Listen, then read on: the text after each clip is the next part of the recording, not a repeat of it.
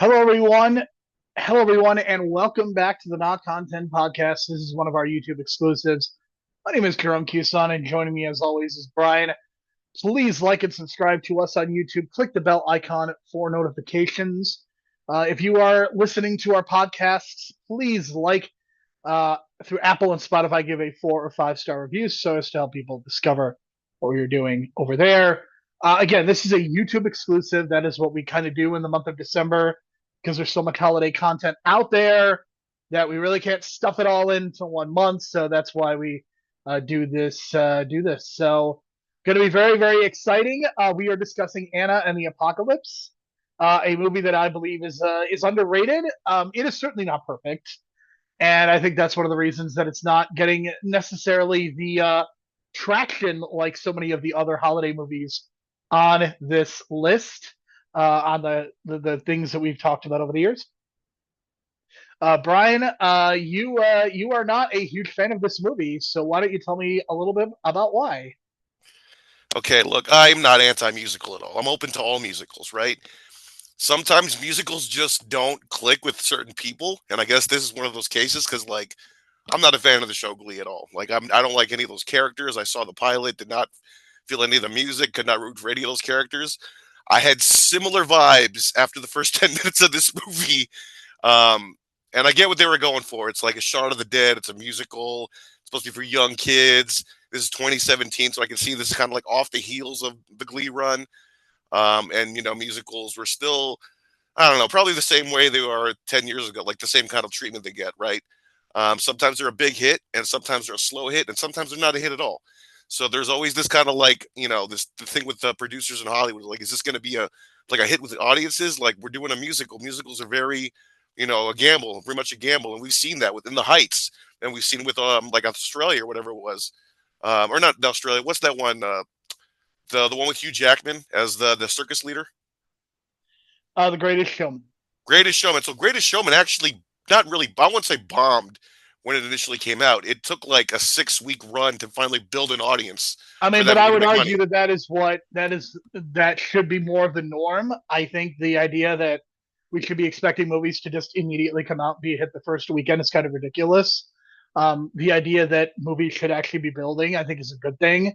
And look, I think that The Greatest Showman obviously benefited from the fact that it opened up at Christmas, and it kind of had that leeway because not a lot of big movies are coming out in January, so the movie was able to build. The problem is we just don't have that anymore. We don't have that ability to really build movies, and it sucks. It's really, really unfortunate that a movie like this was not given the opportunity to find success because I think that in a different world it could have. Even if you are not necessarily a fan of this, I feel like Yeah, that's for sure. Because like I'm not like speaking for general audience. I'm speaking for myself, obviously. But I think this movie needed to be a Netflix pushed movie, and we know we've criticized Netflix and their like advertising, or maybe some kind of platform where it was really pushed hard. Maybe a Hulu. Actually, Hulu I think would have been a really good place for this. But I don't know. It just kind of got lost in the shuffle, and there was this thing yeah, about I was I releasing it was surprised in. at how poorly this did. Like Yeah, I wasn't expecting this to even necessarily be what the Holdovers was because the Holdovers, a movie we talked about earlier this week on our podcast feed, like that is a movie that made $45 million, and again, that is not a huge box office hit, but that is $45.5 million more than this movie made, and I think it's really really unfortunate that this movie did not do better at the United States box office. it's unfortunate. Like I'll give it that because it does really try hard, and I think there is an audience for this because I can see like on Reddit and stuff. I went on afterward just to see if like, am I the only one that kind of feels this way about the movie? Clearly, there's like a cult following for this movie, so I can't deny that. I think that this movie should not have been a movie at all. I think it should have started as a production on stage because that's what it really feels like. This feels like a stage production put on film when it should be sometimes in reverse. I think like sometimes you got to start with the stage production first to kind of nail everything down. And in this case, this felt like this would have been a Broadway show that would have gained an audience. It felt like, but it took I the think movie route it's instead. hard to do. I would imagine the zombie makeup is really hard to do, and would be really hard to do night Right. after night, and But that's then, that's the I've reason. heard, and you see advertisements about like musicals in Vegas, right? Like about movies and stuff. And I'm sure you've heard about like, like a Beetlejuice or something like that, or like a Harry Potter. Like they'll do these like I off, mean, off product like musicals. I can't speak to that, but like there's a lot of zombies in this movie, and I think that is part of the issue. I think that this is a movie that doesn't totally work. I think it forgets to be a musical at certain points, which is pretty typical. I feel like for so many modern musicals. But where I think this really finds success is in its lead performer, and I think she is the standout in this movie. Ella Hunt, who plays the titular Anna, I think she does a really good job. I think she's very good at singing, but I think she nails some of the emotional beats. Where I think the movie falters in the final 30 minutes or so. Basically, once Anna's boyfriend gets killed, I feel like the movie loses a lot of momentum, and the principal character, who's kind of designed like every zombie movie, the trope is like there's always the human that is worse than the zombies, right? And you have that in this movie as well, but where I think it almost feels like that that that this principal character, this savage principal savage character or whatever he's referred to, it feels like he almost crosses a line, like he becomes too evil, and I think it's to the point of absurdity. And I'm not even necessarily talking about letting the zombies eat the parents, although that is pretty terrible. Like when he kidnaps the father, that to me feels like more of a bridge too far, because it's one thing to let the zombies like passively go after the people, but to actively capture and tie someone up, that is the point when I was like, okay, this guy's just a mustache twirling villain, and that's not what this movie should be. I don't know, maybe kind of should have leaned into more of that because I kind of wanted more of that horror feel because it kept going back and forth between like the musical stuff and the horror stuff. And I know Shaun of the Dead balances that well, but I don't know. It just kind of Well, I feels think like the your pacing was big off. issue is that you're also putting a musical on top of that. So Right. So it's what's the the hat on the metaphor? hat gimmick, the hat on the hat. And God, I hope I didn't get it from Jim Cornette, but I feel like I got it from Jim Cornette, that phrase. But it's the idea that you're wearing a hat, right? And you want to wear a hat on top of the hat to make it even more fashionable when you really don't need to wear a hat on a hat. Right. And in wrestling, it's gimmicks on gimmicks. It's like, okay, perfect example. Al Snow and the Boss Man, right? They put a cage with a Hell in a Cell. Too many cages, and then they added dogs as well. Too many stuff. I would argue that they do it every year when they do war games and blood and guts, and they put weapons in the cage. I think the weapons in the cage is stupid to me, and I am saying this about both WWE and AEW. I hate when they do that. It's to me, if Well, you're I going to think be in a it's cage, be a cage. yeah, I think they're trying to get away from the whole like um scraping the face on the cage to make it bleed gimmick. That's what I it feels get like they're that. trying I to get get away that. from. Then you can't do cage matches if you don't want to do I that. And get it, but I'm that's what fine I not think they're doing going for. it, Yeah. But I but think it's it was just the more the principle. ECW influence and the hardcore influence because ECW was the one that started doing weapons cage matches, so to speak. I think, or maybe FMW, Because but still. the issue with this movie is that it's trying to be too many things, right? It is trying to be a horror, clearly. It's trying to be a comedy because there's the Shaun of the Dead cannot you can't ignore that part. You've got the musical part, but you've also got like this movie really wants to be emotional as well. And I think Teen you get that. drama, the teen drama, I right? mean, a little bit, but like Anna and her dad too. Like that's, I mean, I guess that is kind of a teen drama thing, but they're really going for all of that. It doesn't work. And this movie is only 93 minutes, and it feels like there are certain times when like it's being one thing and it can't be all of these things at once. And I think that's what makes this movie such a challenge, is that there is a lot of potential here. Like I said, I think there's some really good performances. I think there's some really good moments. Brian, something that I think is very underrated, I think the candy cane is a great weapon. Like the weapon that Anna uses, like that to me. For clarification, it has to be the one that goes into the lawn because otherwise it's just a flat bottom. For the record, Right. because what she was No, using it's is got a sharp edge. It's got a the sharp sharp edge. end of it, yeah, which is great because it's good enough. It gives you length. Because if you notice with zombie movies, I think the perfect weapon needs length and girth at the end, Yes. like a baseball bat, which is a perfect weapon. So incorporating that was cool. I like that a lot because it fit with the season. Um, I would say that Steph, the lesbian character, she's the most interesting character in the movie. I think I think Sarah we Swire. needed more of her. We needed more of that Like character. she's got the most interesting story. Like she's got that holdover story going on, right? Like her parents left her and she's not going nowhere for Christmas, and her girlfriend doesn't want to see her. And I guess she's what, an American? No, is she American? An American in Scotland? Is that the gimmick? Yeah. So there's another interesting twist there, and I think that was some stuff left off the table that we had to focus on Anna when we accidentally created this other interesting character that's more interesting than the main character. Because at the beginning of the film, we know that Anna wants to, after her final year of school, wants to go to Australia, right? We never know why. Like, why does she want to go to Australia so bad? Like, I don't think we ever got an answer to that. I thought maybe it was tied to her mother, but we didn't even get an answer for that. So I didn't get this whole thing about like the dad being mad about her wanting to go to Australia for a year when she can clearly afford it on her own and she's a smart girl. So you know what I Yeah, mean? It's I like it's it's not the that big of a character deal. development is very inconsistent. Like it feels like we needed more from just about everybody except Anna, including the father. Like we get kind of their one argument, and that doesn't really go anywhere. And then we don't really see him until like the end of the movie when they have this emotional moment. And again, I think that's the story of this movie is that it does some things well. Like there's some individually some really good scenes. I think the fact that this is PG-13 and doesn't go for that hard R also doesn't help the zombie part of it because I think to me a zombie movie almost has to be R-rated, and I think that is part of the issue with this movie is that it can't go all the way because it doesn't have that R rating. And to me, if you're going to be a zombie movie, like if you're going to be a real zombie movie, you can't skimp out on the blood. And like that's I don't necessarily think that it has to be like I'm not necessarily in favor of every movie being super gnarly and violent, but if you're going to go this route, it has to have more blood to me. And look, this movie has a lot of blood in the third act, that's for sure. But again, lighting kind of or kind of covers that up a little bit. There's a lot of dark lighting in the hallways and stuff because they cut the power in the school at the end. So even though there's a lot of blood, you don't really see it as much until there's like a close up. But everyone's covered in it, so that's at least you got that visual. And I really appreciate that because some zombie movies are just dudes standing around or women standing around and everything was clean, but they got the makeup on.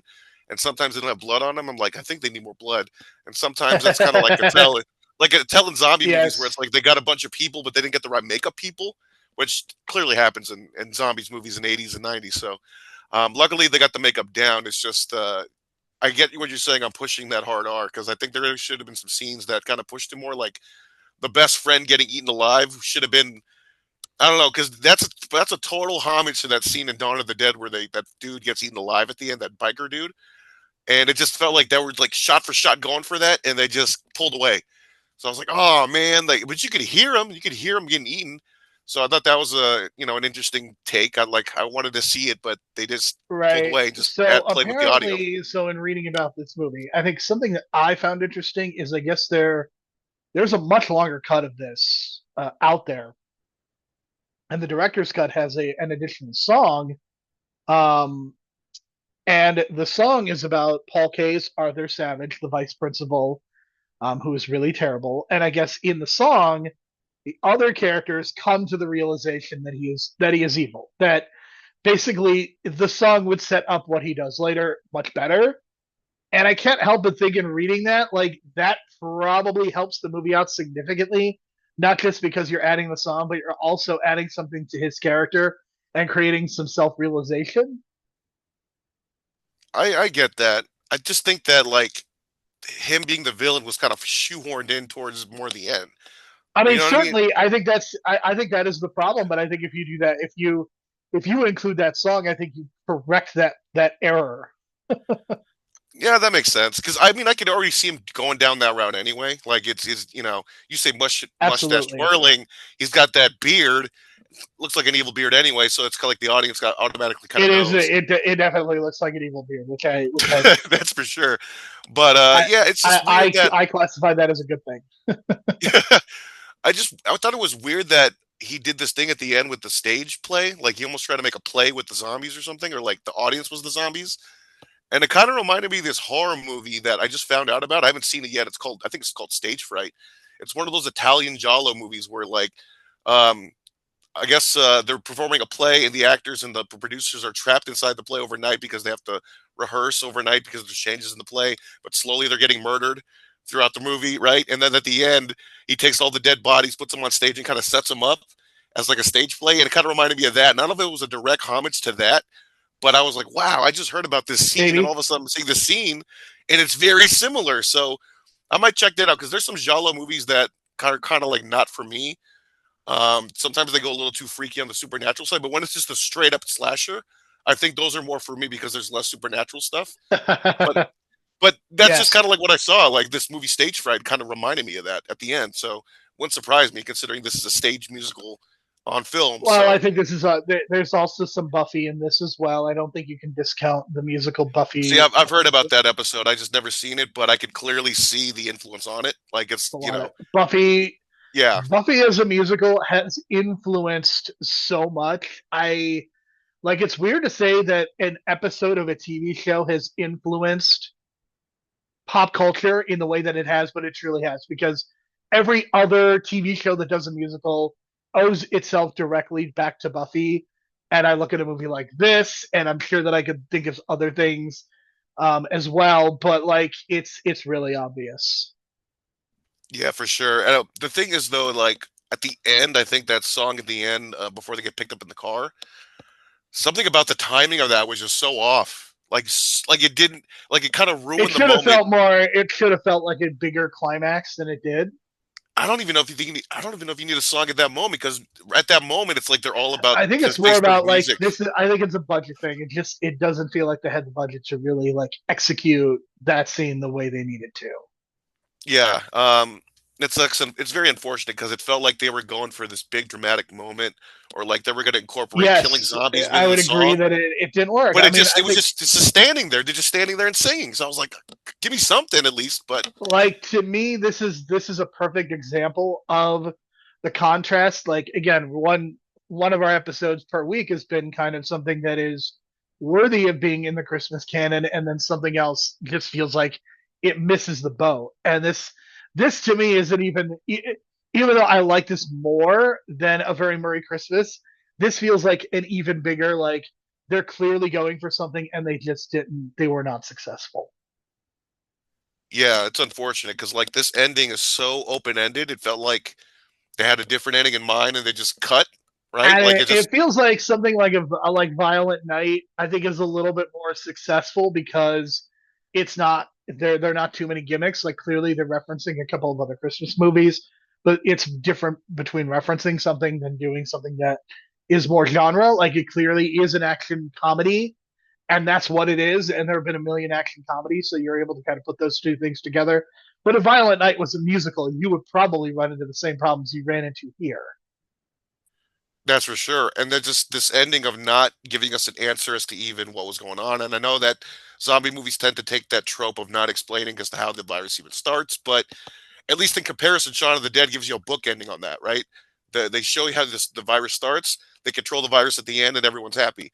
So I like it when zombie movies give us a definitive kind of ending, but these open endings kind of get too much because it's just I like, mean, okay, I think they're going for the Romero vibe as opposed to Shaun of the I Dead. think Like, you can only do that so many times with a zombie movie because after that it becomes like, well, to me, it's either you're copying Romero, which is fine, or you just can't think of an ending for your own movie, right? That's kind of like where I'm at with that because it almost is like a Clerks effect where it's like you don't know where to end it, and then you try to like kill off the main character when you don't need to kill off the main character, and they cut that ending, and you just stop it. It's the end of the day.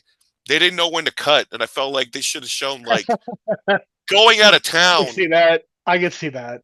You know what? Like they show you, like I want to see going out of town and just seeing what's going on. Like at least give us some kind of definitive answer. Because now it just seems like, or are they just gonna like roll into the next town and die themselves? It's like, what hope is there? And I thought that she was gonna say like, let's go to Australia at the end, but they didn't even give us that full circle moment. Maybe not the best idea at that point, but I mean, Yeah, look, I think that Anna and the Apocalypse. I think the one thing is it's worth a conversation because I don't hear anybody talking about this movie, and it just feels like this is something. And again, you are not as high on it as I am. I'm at about a 7 out of 10, 6.5, somewhere in that range. I think this is worth seeing. I think this is worth watching. And the fact that like it doesn't exist in the greater culture is really unfortunate to me. I will go with a 5 out of 10, and that's me being nice. There were times where I was just like I rolled my eyes when that last song played, right? Because it was just like breaking the moment of that drama, and I was like, oh man, they're gonna sing a song and just I mean, but you kill at least you all this understand momentum. why you I understand why we understand. watched this though. You understand why ultimately like we were going to do Christmas Chronicles instead of Rare Exports, but Brian rightfully made the choice that Rare Exports. You understand why he chose this over Christmas Chronicles at least, yes? Yes, yes, it's the musical aspect, and is there more of a pop culture tag? Because there's no one like really I popular in mean, this we movie. also reviewed Shaun of the Dead in October, and I thought it made a Oh lot of yeah, sense well I to guess talk about. that's the connection. Yeah, yeah, I get you. It's just I just I there's a lot on the table for this, right? And it just felt like too many There is gimmicks, a lot on too the many table, gimmicks. and it's not quite successful at anything it's doing. But I think it is a noble failure. That's the best way I can Oh, say and then I think I don't know. I feel like the one of the bigger sins of this movie is they showed the Santa at the end when we should have got Zombie Santa throughout the whole fucking movie, dude. Like Zombie Santa should have I, been like Alpha Supreme Zombie or I something. think so. I think the I'm going to give you what, and I don't have any knowledge. You don't do that because if you introduce Zombie Santa earlier, that's what the movie becomes. It becomes about Zombie Santa. Maybe that's what it should have been. Like at least it would have been like the get like the I hook. mean, maybe it should have been, but like I think that they wanted to put like to me in no other. I think a lot of movies are about like how humanity responds to zombies, and the zombies are almost like a second tier. Like they're not the focus of the story. I think that's what's going on here. I get you, man. But I thought it was such a cool concept when I saw that, and I was like, "Oh my god, a zombie Santa!" And we just get it for the last 3 seconds of the movie. Like, ah, man, because it Lots got of my creative. ideas and not It quite gave me a lot of executed well. creative ideas too. Because like, I'm pretty sure there is a zombie Santa movie that I'm just not even thinking of, and I'm sure like there's probably even more than one. But man, it just got my creative The juices way that flowing. this goes, yes. Yeah, like a zombie Santa. Like it doesn't have to be Santa, but like imagine if like okay, what if Violent Night 2 is him coming in and saving the world from a zombie apocalypse? I don't think they're going to go into the horror genre. But I you just see what I I'm don't. saying? Like I could totally see David Harbour going ape shit on zombies and then having a one-on-one with zombie I think that Santa. I'm so curious to see what they're going to do. But next week we're going to go in a very different direction. We will be discussing Carol on the main feed, and we will be discussing Happiest Season, another interesting movie that is. I'm very curious to know, Brian. You have seen Happiest Season, or you've I have not seen either one, so this is gonna be a fresh viewing for me. this But is gonna. Oh, I'm so interested. so Carol I, is the one with Kate directed by Blanchett and Rooney Mara, directed by Todd okay. Haynes. Okay, You because should watch. Todd Haynes. Yeah, I like Todd Haynes from back in the You day. should watch. Make sure you watch Carol first, and then Happiest Season. Gotcha. Okay, I'm under your command, sir, because you've seen these two movies, and I'm I under think your it's. guidance I for think this it'll one. just be a more interesting. I mean, not interesting. Like it doesn't really matter, but I think watching them in that order will make for interesting conversation next week. We will probably end up talking. There will be probably some crossover because there are some very similar thematic elements attached to both. So you will definitely need to listen to both to get our full thoughts on both Happiest Season as well as Carol. For sure, and I am a fan of Todd Haynes. I just haven't seen any of his movies in a while, but I do remember Far From Heaven being a really great acting job. So from everyone involved, so I'm Yes, expecting everyone it is on the in their acting Criterion games. channel, so I might need Yeah, to check that out as well. yeah. So I'm expecting everyone in their A game in terms of acting because Todd Haynes is again is one of those directors that visually not spectacular, You're gonna get but the gets the best out of usual his you're gonna get actors. the usual from Kate Blanchett and Rooney Mara, and you're gonna get something very different from Kyle Chandler. So I'm very excited for us to talk about all of that next week. For Brian, I'm Jerome. Thank you so much for listening.